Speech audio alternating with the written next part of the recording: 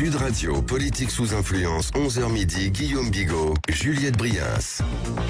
Bonjour Juliette Briens. Bonjour Guillaume Bigot. Bonjour Cyril Athias, fondateur d'agence-des-médias-sociaux.com. J'espère que vous êtes très en forme tous les deux parce qu'on va avoir une émission qui va mobiliser votre expertise. Alors bienvenue sur Politique sous influence. Cela fait plus de 3 semaines que la guerre russo-ukrainienne a commencé. C'est aussi la guerre sur les réseaux sociaux. Et on va donc faire un arrêt sur image et un retour sur Buzz avec notre invité qui est journaliste chez Marianne, qui a débunké ces images de guerre et de propagande. Cette semaine, on va aussi revenir sur un papier du Monde qui recommande ni plus ni moins de couper Twitter pendant la présidentielle. Couper Twitter, ben voyons, pourquoi pas. L'oiseau bleu serait le réseau social des passions tristes et antidémocratiques. On en parle avec le fondateur de Linkfluence, la société qui a posé ce diagnostic de la négativité de Twitter. On sera aussi avec le plus francophile des imams de France, Hassan Chalgoumi. Cette semaine, il propose aux musulmans de bénir la France, une recommandation qui fait trembler les réseaux. Enfin, comment ne pas évoquer cette série de hashtags consacrés à McKinsey ou au patrimoine du candidat Macron qui submerge la toile. On reviendra sur ces scandales qui enflent sur les réseaux et qui pourraient peut-être changer le cours de l'élection. Voilà, c'est parti pour une heure de décryptage, de décodage, de débunkage pour vous permettre de ne pas rester sous influence des réseaux.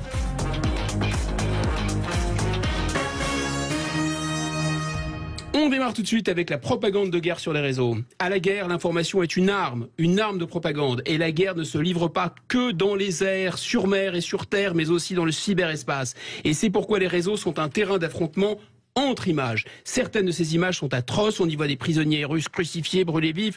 On voit aussi des prisonniers se faire tirer dans les rotules. On voit des officiers ukrainiens livrés en pâture à la foule, quasiment lynchés. Et parmi ces images peu reluisantes, celles peut-être les plus gênantes, en tout cas les plus diffusées, sont celles de civils ukrainiens qui ont été attachés à des poteaux, vous savez, du sparadrap, vous avez vu ça tous les deux, parfois frappés, déculottés, enfin c'est vraiment insoutenable et sont les images les plus nombreuses et les plus diffusées. On va essayer de comprendre ces images. Pour en parler, nous recevons Vincent Génie, qui est journaliste chez Marianne et qui a enquêté sur ces images. Bonjour bien Vincent et bienvenue sur Politique sous influence. Bonjour. Alors vous vous êtes penché sur ces images d'hommes, de femmes et parfois d'enfants, hélas, scotchés à des poteaux en Ukraine. Pouvez-vous nous dire comment d'abord vous avez découvert ces images ? Alors c'est très simple, ces images elles circulent sur les réseaux sociaux, elles sont globalement issues des canaux Telegram, majoritairement ukrainiens mais aussi russes, et ils se retrouvent donc sur Twitter, repartagés à la vue de tout le monde.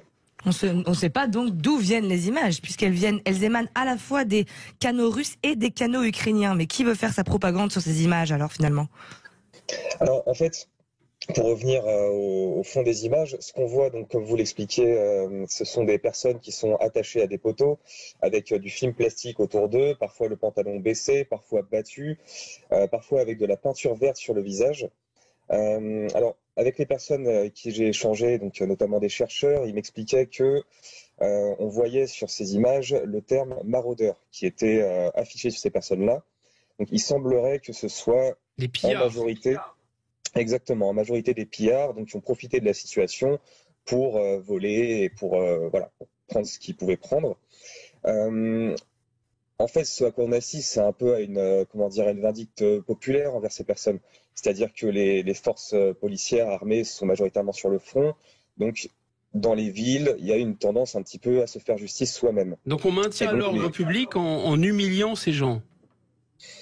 Alors, ce serait beaucoup dire qu'on maintient l'ordre public, mais en tout cas, c'est ce qui se passe. C'est la volonté de ceux qui font ça d'éviter les pillages. Mais évidemment, c'est extrêmement... Enfin, c'est regardable, ces images. C'est vraiment très humiliant. C'est ça, et en les repartageant sur les canaux ukrainiens, l'idée est de dire, regardez, ce qui va vous arriver si, entre guillemets, vous nous trahissez, mais vous volez, vous profitez de la situation pour vous-même. Ce qui est marrant dans ces images, c'est qu'elles sont à la fois utilisées... Excusez-moi, marrant. C'est une façon de parler. C'est que ces images sont à la fois utilisées par la propagande ukrainienne pour envoyer un message à la population. Attention, si vous pillez, voilà ce qui va vous arriver. Et à la fois utilisées par la propagande russe pour, en quelque sorte, déshumaniser les Ukrainiens et le peuple ukrainien. Exactement. Chez les Russes, comme vous le dites, voilà, l'idée est de dire regardez comment ils traitent leurs propres citoyens, c'est un scandale, c'est dégueulasse. Il faut préciser aussi que le fait de faire ça est contraire aux conventions des droits de l'homme. Donc il y a quand même un problème du fait d'accepter ça. Alors les autorités ukrainiennes ne se sont pas réellement prononcées sur la question. il y a un peu un silence là-dessus. En revanche, c'était le maire de Kiev qui avait prévenu en amont, donc vers le début de la guerre, que les pillards seraient, et je cite, neutralisés. Oui, c'est ça, Vincent Génie. On peut peut-être s'arrêter un instant sur ce point parce que elles sont doublement gênantes, ces images. Elles sont gênantes parce que c'est vraiment, d'une certaine façon, tuer à la guerre. Voilà, c'est horrible, mais c'est peut-être moins grave que de dégrader la dignité de quelqu'un. Enfin, il y a vraiment quelque chose de gênant là-dedans. Et ce qui est gênant, c'est outre le fait, ces images d'humiliation, c'est le fait que nous, ce qu'on assimile au camp du bien, aux gens qui sont les good guys, si vous voulez, ils ne condamnent pas ces images. Or, par exemple, on a parlé tout à l'heure d'images de prisonniers russes qui ont été maltraités, ils ont été extraits très violemment d'un 4x4 et on leur a tiré à bout portant sur des rotules. A priori, ce sont des Ukrainiens qui ont fait ça. Alors, attention à tout le monde, hein. Il faut faire très très très attention à ces images.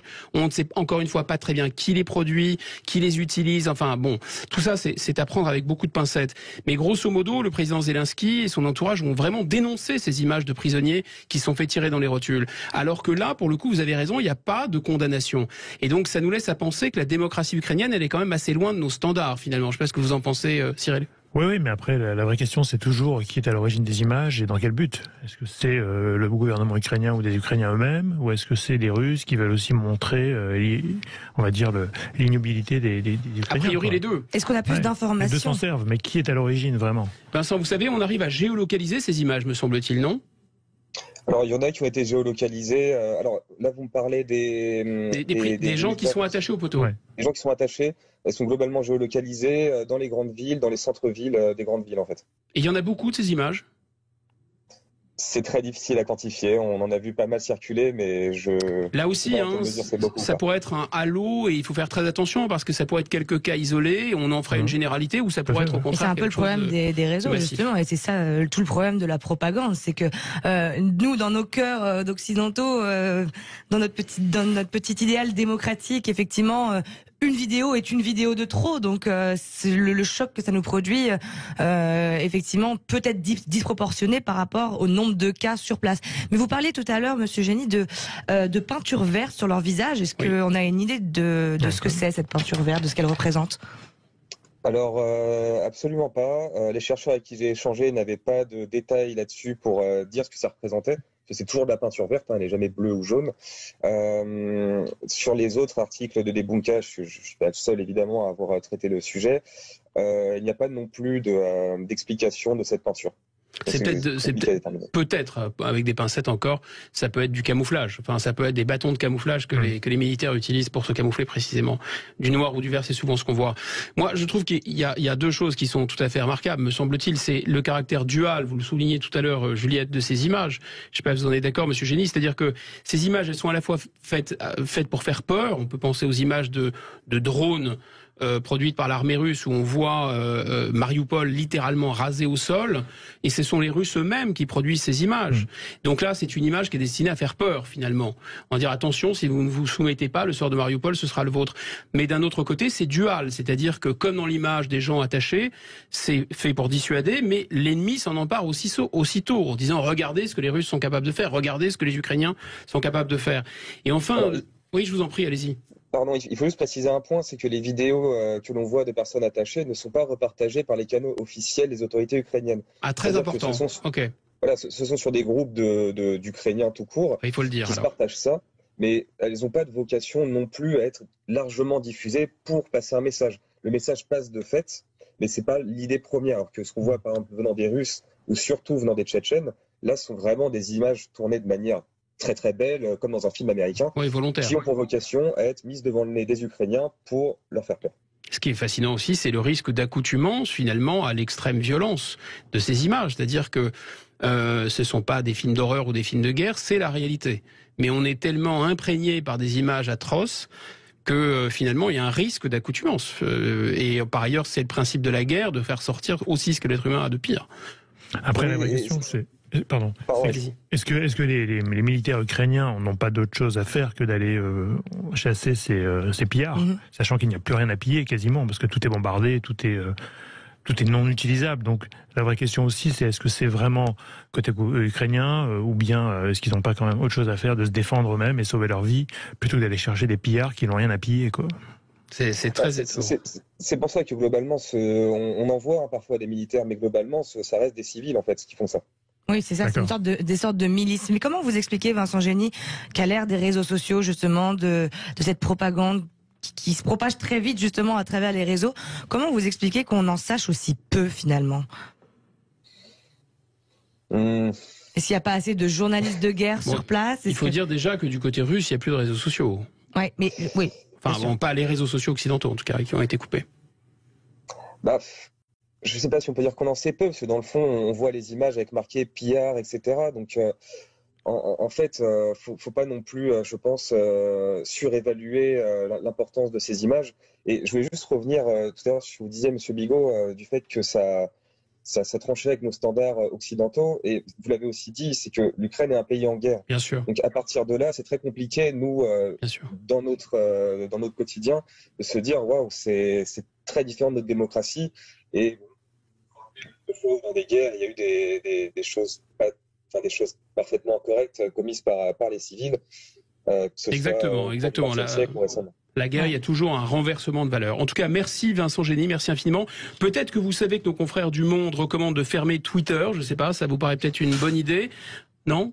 Faut fermer Twitter. Il paraît que pour sauver la démocratie Twitter, il faut fermer Twitter. Vous avez une idée de ça? J'ai pas de préconisation, mais si j'ai bien compris leur papier, c'était surtout du fait que il y avait un énorme effet de loupe, notamment du fait que les équipes d'Éric Zemmour sont extrêmement présentes sur Twitter, font ce qu'on appelle de l'astroturfing. Exactement. C'est des publications de masse. À partir de là, ça peut donner une idée faussée. Et quand on voit sur Twitter qu'il y a beaucoup de posts Zemmour et que dans les sondages, en tout cas actuels, il vient de descendre juste en dessous de 10%.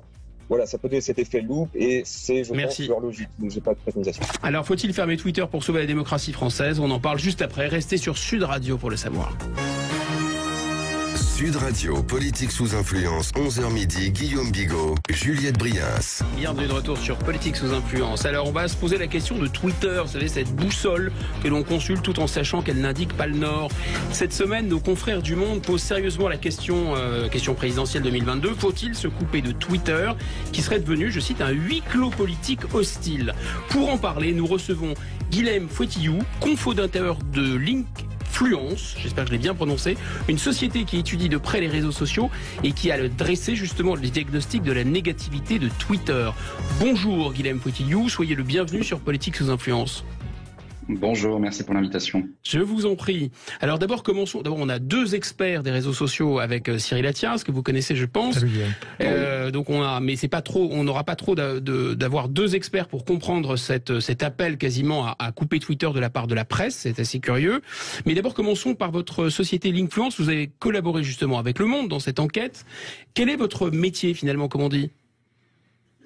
Alors Linkfluence, c'est une société une société française qui a plus de 15 ans maintenant et qui analyse en fait les réseaux sociaux, mais qui analyse en fait la donnée publique du web. Donc notre métier, c'est d'être une vigie, de réaliser de la veille médiatique. Avant, depuis le début du siècle, on réalisait ça dans les journaux traditionnels, on faisait des revues de presse. Et bien maintenant, depuis à peu près 15 ans, 20 ans, les grandes entreprises et les institutions font aussi ce qu'on appelle des revues du web, c'est-à-dire qu'elles sont à l'écoute de ce que les gens partagent, échangent, discutent sur les réseaux sociaux, dans leurs espaces publics, c'est-à-dire lorsque les individus ont envie d'être des médias et pas seulement lorsqu'ils ont envie de parler dans un espace privé sur des boucles WhatsApp ou des messages Messenger. Et pour faire ça, vous avez lancé des filets, un peu des filets d'intelligence artificielle, si je comprends bien, pour ramener peut-être un peu le chalutier des réseaux sociaux, quoi. Oui. Alors avec a priori beaucoup moins d'impact sur les fonds marins, hein, mais oui, c'est quand même préférable. Mais effectivement, c'est exactement ça. On crawl le web, ou on chalute le web. Je ne l'avais jamais entendu celle-ci, mais elle est pas mal. Pour vous donner un ordre d'idée, en fait, on récupère quotidiennement plus de 200 millions de messages publics dans nos filets.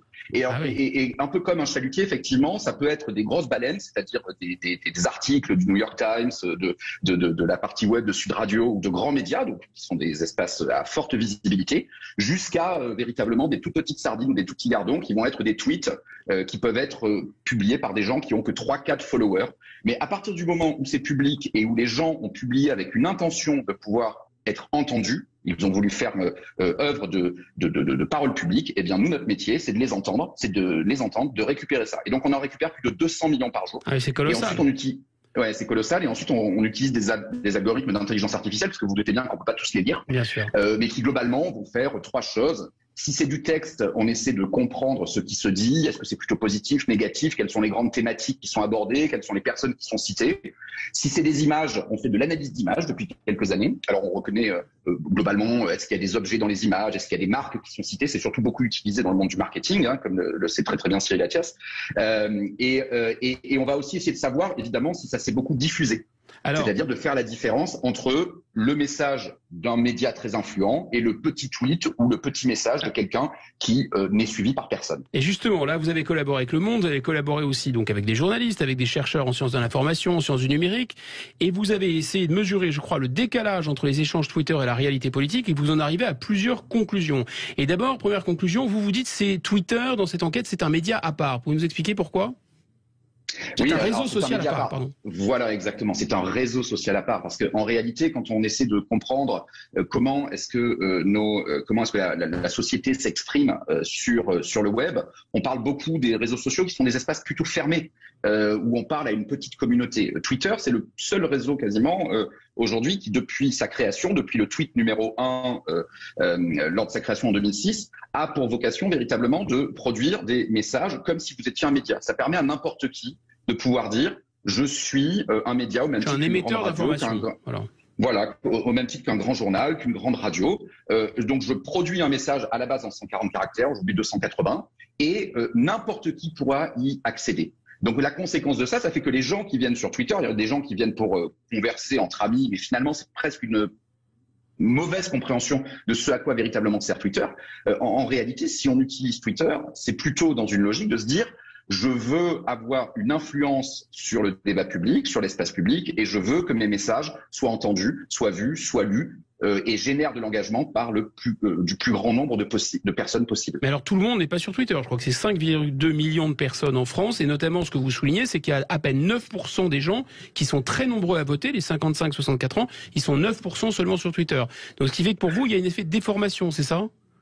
Alors déjà effectivement des grands réseaux sociaux qui sont apparus au mi-temps des années 2000 et qui ont explosé, Twitter est finalement celui qui en termes de pénétration, en termes de part de marché, a été le plus déceptif. Twitter est resté plutôt confiné dans un univers effectivement de personnes qui maîtrisent la communication, de politique, d'intellectuels. Les hyperconnectés, les accros à l'information. Aujourd'hui, Facebook est représentatif, bon, même si les jeunes sont en train de partir de Facebook, mais Facebook ou Instagram sont quasiment représentatifs de la population française et d'une grande part de la population mondiale et d'une très grande partie de la population occidentale. Twitter, ce n'est pas du tout le cas. Twitter est un réseau social important, mais qui a une sociologie qui est extrêmement précise et limitée à certains groupes sociaux, à certaines cultures, à certaines communautés. Oui, mais là, on a un paradoxe tout de suite, parce que finalement, quand on lit l'article, vous nous dites, et votre analyse aussi le confirme, qu'il y a une négativité, qu'il y a une espèce de colère qui s'exprime sur Twitter qu'on retrouve pas ailleurs, qui est quelque chose de vraiment virulent, et en même temps, vous nous dites que c'est les hyperconnectés. Donc nous, dans notre représentation, on se dit les hyperconnectés, c'est les gens des centres-villes, c'est les gens qui sont plutôt favorisés par la mondialisation. Il n'y a pas de raison qu'ils déversent en permanence leur bile ou leur colère sur Twitter, mais c'est pas le cas. Alors c'est une très très bonne remarque, mais en fait Twitter s'est construit en réaction avec les publics qui y sont présents. C'est-à-dire que initialement, quand on parle vraiment des débuts de Twitter, fin des années 2000, le début des années 2010, Cyril s'en rappelle, il en faisait partie aussi. C'était un monde assez fermé, effectivement. On était plutôt dans un entre-soi. Soit vous étiez dans le monde des nouvelles technologies, dans le monde de la communication, dans l'univers du politique, et vous, journalistes aussi, étiez très présents. Et en fait, ça a fait quoi ? Ça a fait que ça a attiré quelque part aussi toute une série de personnes qui sont des activistes et des militants et qui ont compris qu'au travers de ce média-là, eh bien, ils avaient accès à une tribune à laquelle ils n'ont pas accès dans les médias traditionnels. Et donc, c'est un média qui s'est construit comme un média de contre-proposition. Est-ce que le problème n'est pas là, justement ? Est-ce que le problème n'est pas là ? Ces gens n'avaient pas la parole dans les médias traditionnels, ils ont été obligés d'aller la chercher ailleurs, et c'est ça aussi le débat, c'est la démocratie, non ? Alors, c'est un regain de démocratie. En réalité, il y a évidemment des dérives. Et il y a évidemment, ça pose des problèmes, c'est-à-dire que ça pose des questions à partir du moment où effectivement tout le monde peut s'exprimer de façon égalitaire. Mais c'était l'utopie initiale de ces réseaux sociaux-là, de donner à chacun le même pouvoir potentiellement. Juste pour rappel, dans les dossiers, dans la série de 5 articles, de 4 articles cinq articles qui ont été faits avec Le Monde, il y en a un aussi sur la disparition de la gauche des réseaux sociaux sur les 10 dernières années. À la fin des années 2000, les communautés les plus puissantes sur Twitter et sur le web social, c'était celle du Parti socialiste. À partir du moment où François Hollande est élu en 2012, ils ont accès quelque part, la gauche à nouveau revient au pouvoir, et donc elle a une facilité aussi à accéder aux canaux médiatiques traditionnels, et la gauche disparaît progressivement du web social et est totalement aspirée par les mélenchonistes qui à nouveau, eux, oui, et justement, est-ce qu'il n'y a pas finalement, est-ce que c'est pas juste tout simplement une frustration des médias traditionnels de gauche qui perdent à la fois leur influence sur les réseaux sociaux et qui les perdent pas via les médias traditionnels, et donc de là vient ce grand dossier pour recommander à ce qu'on éteigne Twitter. Pour compléter ce que dit Juliette, c'est pas nécessairement gauche-droite, mais pour préciser la question, est-ce que c'est pas un peu le mainstream qui a les médias traditionnels et l'opposition en colère doit se réfugier sur Twitter? Et il y a un rapport de centralité et de périphérie qui est fondamental. Mais je reviens quand même sur la question que vous venez de poser juste avant, Juliette. Pour dire les choses clairement, il ne faut surtout pas réduire ce long dossier qui quand même occupe 2 pages aujourd'hui dans l'édition du Week-end et 4 pages dans l'édition d'hier du Monde, au fait de dire qu'il faut couper Twitter. L'article principal dont on parle, en réalité, si vous regardez d'ailleurs dès l'introduction, cette remarque est à destination des équipes de campagne et de dire si vous voulez avoir un miroir représentatif de la population française, c'est pas sur Twitter que véritablement, voilà. Oui, et ça, en fait, et je pense que l'objectif que nous avons eu et les données que nous avons voulu démontrer, et ça c'est l'angle des journalistes, et c'est en fait comment nous avons travaillé, parce que je pense que c'est important de faire de la pédagogie là-dessus, et je vais être très très rapide. Nous avons proposé des données qui décrivent la façon dont Twitter est organisé. Elles ont été travaillées par des mathématiciens, par des sociologues, par des politologues. Et les journalistes du Monde, on a créé une sorte d'atelier assez créatif, et eux, ils ont été exposés à ces données. Et ça leur a permis en fait de découvrir des choses et de poser des hypothèses. C'est eux qui ont choisi les angles qu'ils ont voulu travailler. Et effectivement, un des angles, c'était de revenir sur la croyance de dire Twitter est représentatif de la société, les politiques qui sont accros, ils ont l'impression qu'ils ont accès au peuple au travers de ce média-là. Alors ce n'est pas représentatif. Voilà. Merci beaucoup. C'est pas représentatif. Donc c'est pas faut-il couper Twitter, c'est faut-il se couper de Twitter quand on veut prendre la mesure de l'opinion. Merci Guilhem Fouettillou, votre message était très clair. Donc on ne va pas censurer Twitter, mais on ne va pas non plus censurer l'imam le plus patriote de France, le plus controversé aussi et le plus courageux. Il a poussé un cri cette semaine, un cri qui a mis le feu à la toile. Mais qu'est-ce qu'a bien pu dire l'imam Chalgoumi? Il va nous le dire lui-même. Restez avec nous sur Sud Radio. Sud Radio, politique sous influence, 11h midi, Guillaume Bigot, Juliette Brias. Voilà, avec Cyril, avec Juliette, nous sommes de retour sur Sud Radio, politique sous influence. Vous pouvez d'ailleurs nous suivre sur les réseaux sociaux. #PSI, n'est-ce pas? #PSI sur notre chaîne YouTube. Et nous sommes de retour avec l'imam le plus controversé de France, mais aussi le plus patriote, le plus courageux et le plus connu, l'imam Chalgoumi. Bonjour, monsieur l'imam.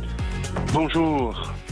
Alors, je disais que vous étiez l'un des imams les plus courageux, mais c'est vrai, vous êtes sous protection policière depuis plusieurs années, et pourtant, vous gardez votre ligne, vous ne cessez de rappeler à nos compatriotes musulmans que vont être amoureux de la France et pieux musulmans. Et cette semaine, monsieur l'imam, vous avez fait fort, vous avez fait très fort, vous avez poussé un cri qui a littéralement affolé les réseaux sociaux. Alors on écoute.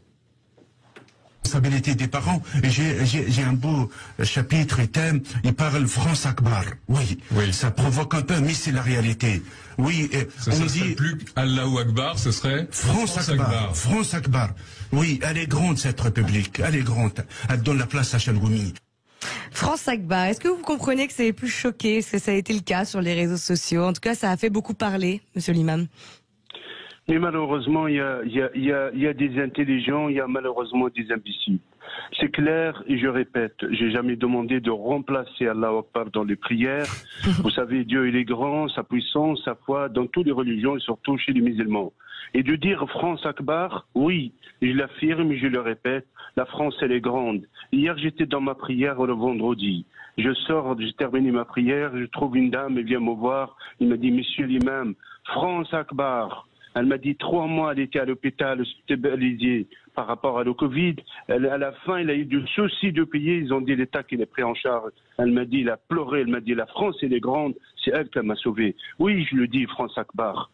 Peut-être j'ai mal exprimé. Certains, ils ont mal compris. Et c'est là, malheureusement, j'ai eu toute une tsunami d'insultes et de menaces et des dénonciations d'apostasie, malheureusement. C'est très grave. Ça a dépassé les frontières de la France. Un des grands mouftis proches d'Erdogan et d'autres groupes de Azzeddin al-Qassam, qui sont groupes terroristes, et aussi, malheureusement, le malheur, l'autre, le moraliste, Tariq Ramadan, le gourou qui vit dans l'adultère, lui aussi, il était dans le même chemin que...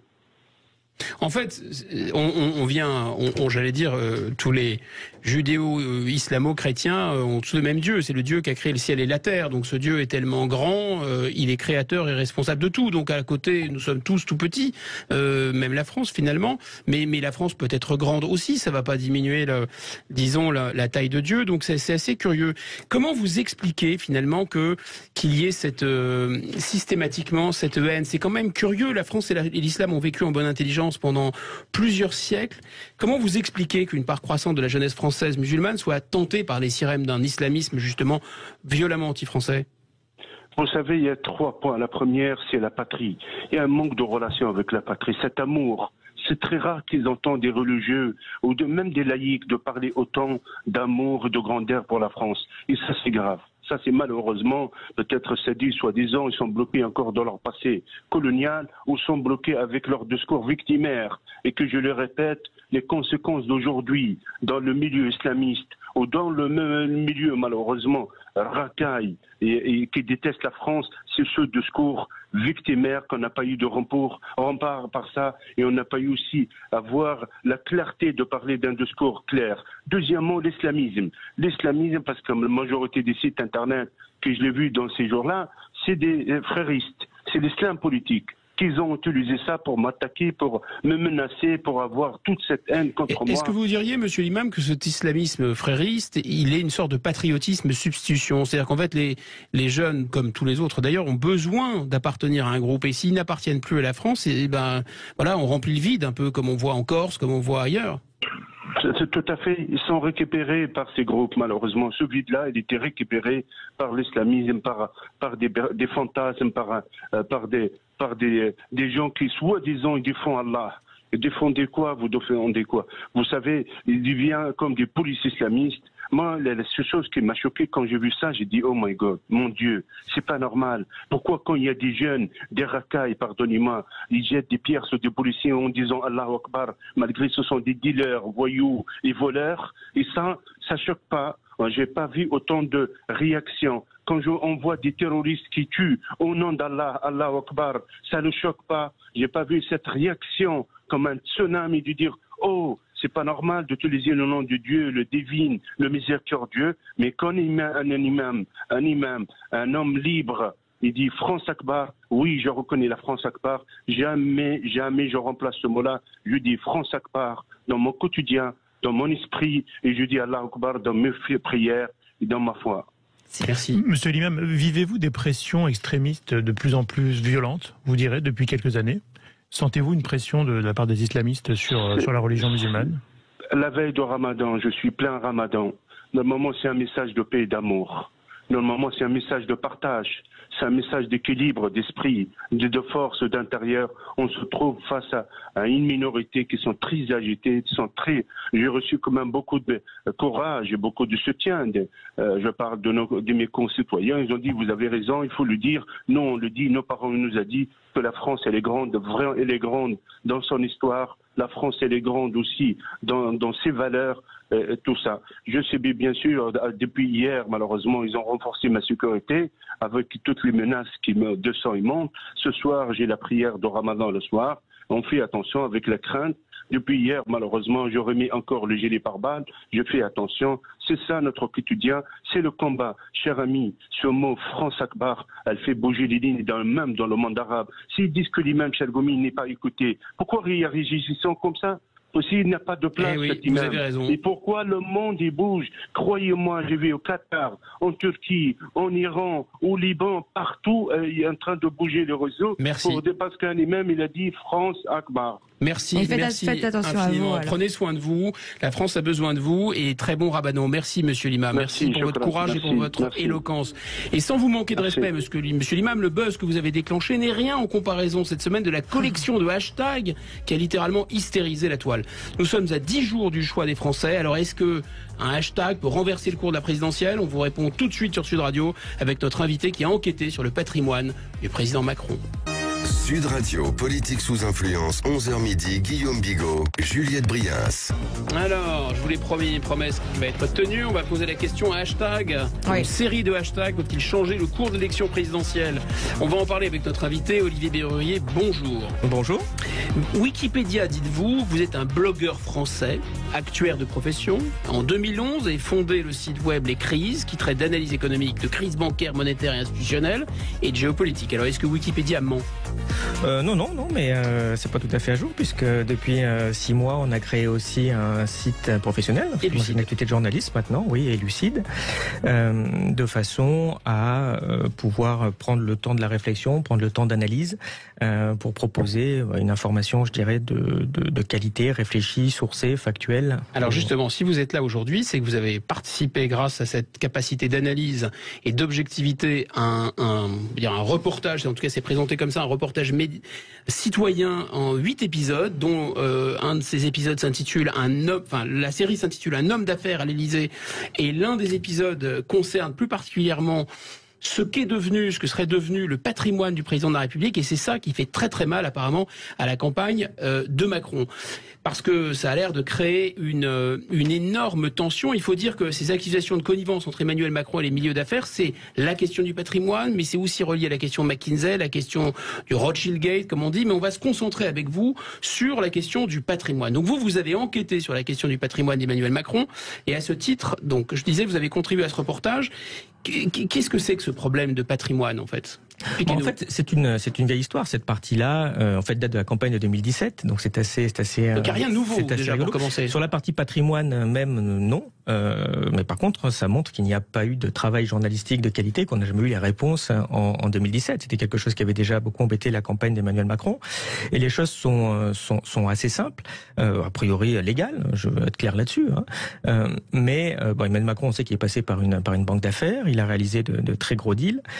Il a gagné 3 millions d'euros en pratiquement 3 ans, donc à peu près 1,5 million après impôt. Alors c'était chez Rothschild, c'est-à-dire de 2010 à 2012, c'est ça? Tout à fait, juste avant de rejoindre l'Élysée. Et 3 millions, c'est avant impôt? C'est 3 millions avant impôt, donc 1,5 million après impôt. Et simplement, en 2016, quand il fait sa déclaration de patrimoine, il a un patrimoine négatif, donc en fait, il a dilapidé cette somme-là en dehors de son patrimoine. Et alors, arrêt sur image, parce qu'entre-temps, il est à l'Élysée, donc a priori il est très très occupé, donc il n'y a pas tellement le temps de dépenser de l'argent, c'est ce que vous dites aussi. Et a priori, il dit aussi dans un entretien à Libération qu'il n'a pas des goûts de luxe. Oui, tout à fait, mais ça a été très très amusant à suivre. J'ai envie de dire, parce que le fisc a regardé, on sait qu'il n'y a pas de problème illégal, donc après c'est son argent, c'est privé, il fait ce qu'on veut. Ça, on est d'accord là-dessus. Enfin, c'est quand même une dépense d'1 SMIC par jour pendant 3 ans. Un SMIC par jour pendant 3 ans. Oui, tout à fait. C'est ça. Et vous disiez, ça en fait des caddies. Oui, c'est amusant. Et il n'a jamais voulu répondre sur ce qu'il avait fait de cet argent, parce que c'est pas facile de dépenser. Il ne s'agit pas juste de dire tiens, j'achète 3 maisons ou 10 voitures, puisque tout ça, ça reste dans votre patrimoine. Donc en fait, il faut vraiment le dilapider. Et habituellement, on dilapide ça sur. Ça veut dire qu'au supermarché, il s'est pointé avec 10 caddies tous les soirs, ou alors il est parti à Bali tous les week-ends. Non, on ne sait pas. Où il a donné à des amis, il fait des trucs, il fait ce qu'il veut, mais il s'est jamais expliqué sur ce qu'il a fait. Mais c'est vraiment de l'argent qui quitte le patrimoine.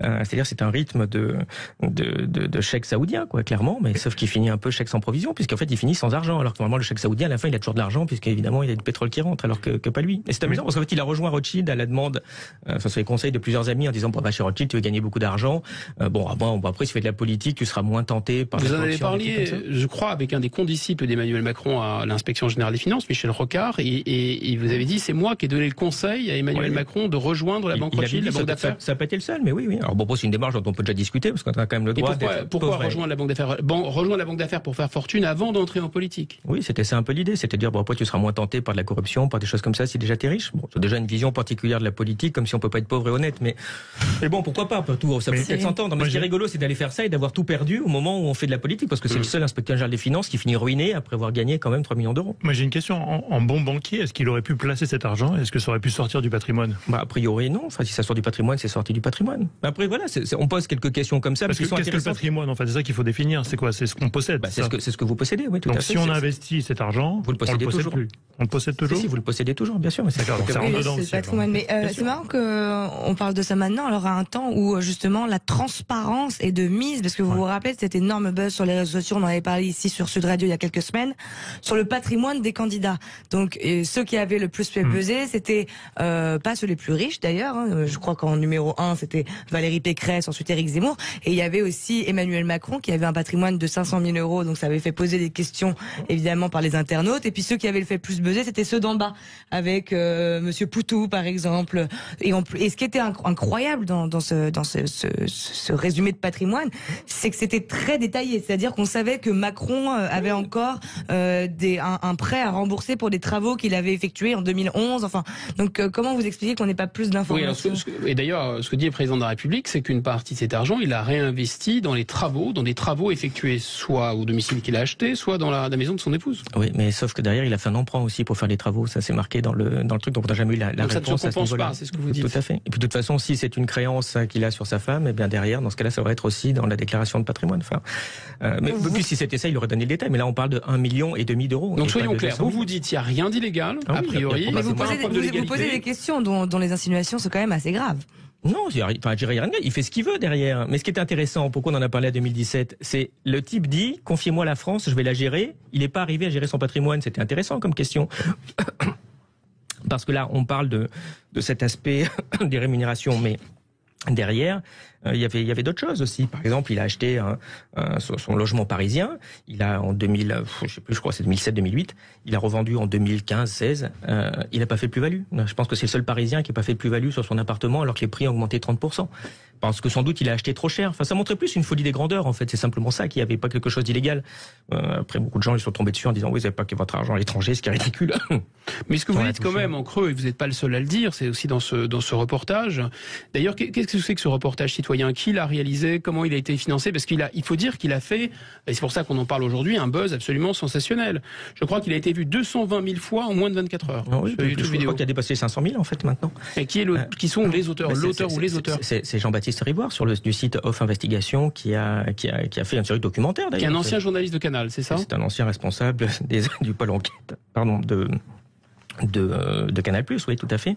Et en fait, l'histoire est assez incroyable parce qu'en fait, il a financé ça tout seul avec ses indemnités de licenciement de Canal. Quand Bolloré lui a dit de partir parce que ses enquêtes dérangeaient. Et il a fait une série de documentaires tout à fait classiques. Et donc après, il est allé voir toutes les chaînes en disant tiens, on va faire un vrai documentaire sur Macron, c'est la présidentielle, ça va être intéressant. Et toutes les chaînes lui ont claqué la porte au nez en disant oui, non, laissez tomber. Enfin, c'est assez amusant parce que d'ailleurs, il a publié un peu un best-of des réponses. TF1 qui dit non, enfin ouais, on a déjà un truc sur Macron, là, on va faire une série. Bon, on l'attend toujours. Donc finalement, cette affaire... M6, c'était plus drôle quand même, qui a dit non, nous, c'est Karine Le Marchand qui s'occupe de politique chez nous. Donc on fait rien de plus. Ce qui est intéressant dans cette affaire, peut-être, c'est peut-être moins ce que le président Macron a fait de son argent, parce que c'est illégal, et deux, il a bien fait ce qu'il a voulu après cet argent. Oui, c'est un peu ça, tout à fait. Voilà. On est obligé d'aller Puis il y a un côté un peu passion triste de regretter que les gens gagnent de l'argent, après tout, tant mieux pour eux. Mais là, le problème, c'est plutôt ce que vous dénoncez, c'est une sorte d'omerta des milieux médiatiques, des milieux autorisés, comme on dit, c'est-à-dire le fait que c'est un sujet sensible, donc s'il a, disons, arrangé les choses pour paraître comme un contribuable plutôt modeste, alors que c'est manifestement pas le cas, ça tient pas la route, personne n'a été enquêté. C'est ça que vous dites, et qu'on est 5 ans après, et qu'on n'a pas plus enquêté. Oui, on n'a pas les réponses sur ça. C'est assez amusant. Moi, j'ai à peu près un seul vrai journaliste qui m'a contacté à l'époque, puisque j'avais fait une quinzaine d'articles là-dessus, très détaillés, très sourcés, honnêtement, en regardant les déclarations de patrimoine. Et c'est rigolo, parce que d'ailleurs, il me racontait que déjà, dans son journal, ils avaient supprimé la cellule d'investigation, donc c'était compliqué. On voit très bien qu'il y a pratiquement plus de cellule d'investigation nulle part. Et il me racontait, oui. Et souvent, pardon, les cellules d'investigation sont fermées parce que ça coûte trop cher. Oui, bien sûr. C'est ça qui est intéressant. Bien sûr. Puis ça dérange aussi. Enfin, il n'y a pas un milliardaire qui achète un média non plus pour aller embêter le pouvoir. Enfin, ça saurait quand même.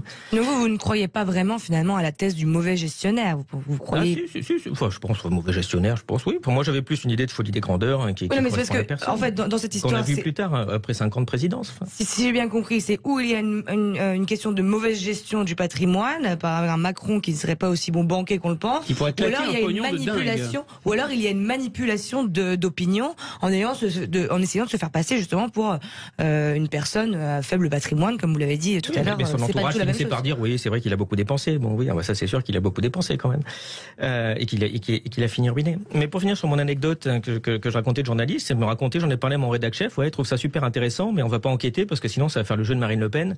On fera ça après la présidentielle. Bon, bah, et d'ailleurs, je crois que France Inter a réagi très vigoureusement à la diffusion de ce reportage, avec l'idée que ce serait finalement la suite un peu du reportage, vous savez, sur le Grand Reset, qui était quand même, il faut aussi un tissu de complotisme, même s'il y avait des choses vraies à l'intérieur.